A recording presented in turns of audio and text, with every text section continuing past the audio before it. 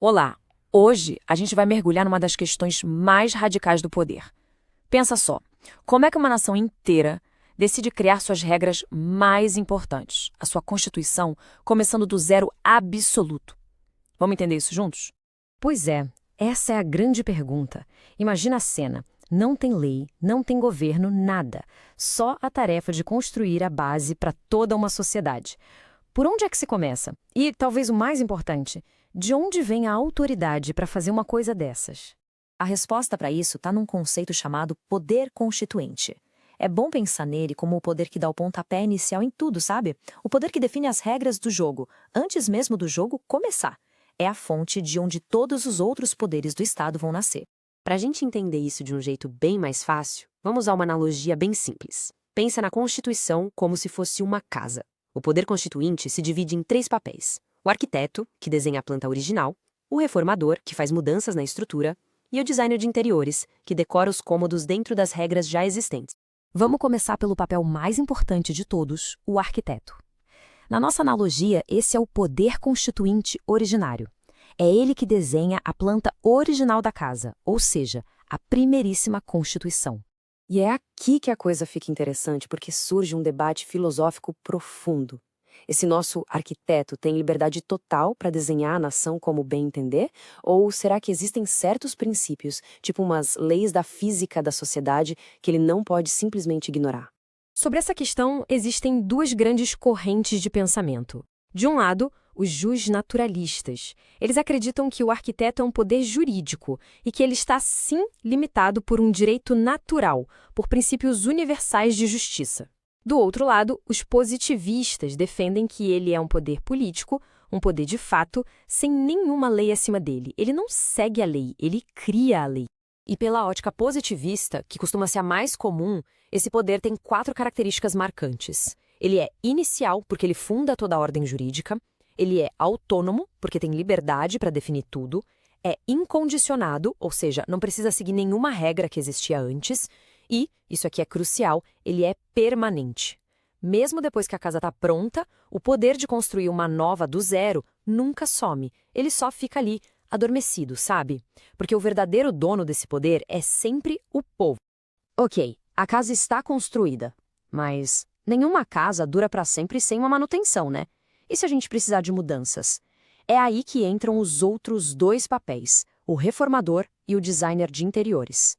Primeiro, o poder decorrente. Ele é como o nosso designer de interiores. Numa federação como o Brasil, os estados podem criar suas próprias constituições, ou seja, podem decorar seus próprios cômodos. Só que eles não podem derrubar uma parede estrutural, por exemplo. Eles têm que seguir o projeto da casa principal, que é a Constituição Federal. Isso tem um nome: princípio da simetria. Já o poder derivado é o nosso reformador. Ele tem a permissão para fazer alterações na estrutura da casa, as famosas emendas constitucionais. Mas isso é muito importante, ele não pode sair quebrando tudo, ele precisa seguir um código de obras bem rigoroso que foi definido pelo próprio arquiteto original lá na planta da casa. E uma dessas regras super rígidas é o quórum de votação. Para aprovar uma reforma na Constituição do Brasil, não adianta uma maioria simples. É preciso um apoio massivo, 3/5 dos membros de cada casa do Congresso em 2 votações. É muita gente. E tem um macete ótimo para nunca mais esquecer esse número. A regra está lá no artigo 60 da Constituição. E qual é o quórum? 60%, que é a mesma coisa que 3/5. Pegou? Artigo 60, 60%. Fácil, né? Isso já mostra que o processo foi feito para ser bem difícil, de propósito. E tem mais, não dá para fazer reforma com a casa pegando fogo. A Constituição proíbe qualquer emenda durante momentos de crise extrema, como estado de sítio ou intervenção federal. A lógica é bem simples. Não se deve mudar as regras do jogo quando se está sob pressão ou ameaça. Agora a gente chega no ponto mais delicado, porque mesmo o reformador tem limites. Existem partes da casa que ele simplesmente não pode tocar. A fundação. E aqui a gente cai num dilema gigantesco. Por que a vontade de uma geração, lá do passado, deveria amarrar as mãos das gerações do futuro? Isso não seria, no fundo, uma coisa meio antidemocrática? Thomas Jefferson, um dos fundadores dos Estados Unidos, resumiu essa angústia de um jeito perfeito. Ele dizia que cada geração deveria ter o direito de escrever sua própria Constituição para não viver sob o governo dos mortos sobre os vivos. É uma frase forte. Então, qual a justificativa para criar essas regras permanentes, as famosas cláusulas pétreas? A mais famosa é a teoria do pré-comprometimento. A ideia é que uma sociedade, num momento de lucidez, se amarra para se proteger de decisões ruins que ela mesma possa tomar no futuro, num momento de paixão ou fraqueza. A história de Ulisses e as sereias na mitologia grega ilustra isso perfeitamente. Ele sabia que o canto delas o levaria à loucura. Então o que ele fez? Se amarrou no mastro do navio e mandou a tripulação ignorar qualquer ordem que ele desse depois. As cláusulas pétreas são a sociedade se amarrando ao mastro, se protegendo de futuras sereias populistas ou autoritárias. Trazendo para uma analogia mais moderna, é a história do Pedro bêbado contra o Pedro sóbrio. O Pedro sóbrio, antes de ir para a festa, pede para o amigo esconder a chave do carro. Mais tarde, o Pedro bêbado exige a chave. Qual vontade tem que prevalecer? A do Pedro racional, do passado, claro. As cláusulas pétreas são a vontade do Pedro sóbrio da nação.